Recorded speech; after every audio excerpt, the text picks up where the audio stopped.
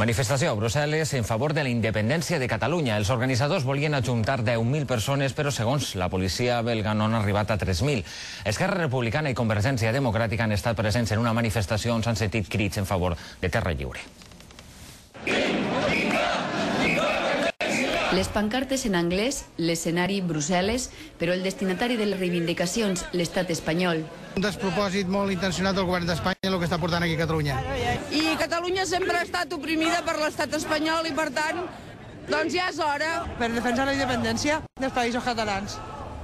Sense València no hi ha independència! Independència per a una Catalunya que, com han escoltat, inclou València. La manifestació ha sigut convocada a través d'internet per una plataforma d'associacions culturals i ciutadanes, però ha comptat també amb el suport de dos partits catalans, Esquerra Republicana i Convergència Democràtica.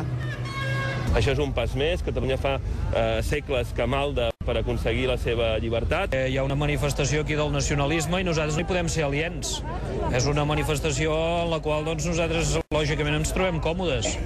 Al llarg de tot el recorregut s'han repetit els crits en favor de Terra Lliure. Visca, visca, visca! Visca Terra Lliure!